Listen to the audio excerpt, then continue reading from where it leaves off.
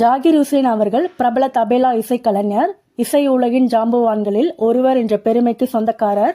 73 வயதான ஜாகிர் ஹுசேன் அவர்கள் இரத்த அழுத்த பிரச்சனையால் உடல் நலம் பாதிக்கப்பட்டு அமெரிக்காவில் உள்ள சான் பிரான்சிஸ்கோவில் இருக்கும் பிரபல ஆஸ்பத்திரி ஒன்றில் அனுமதிக்கப்பட்டார்.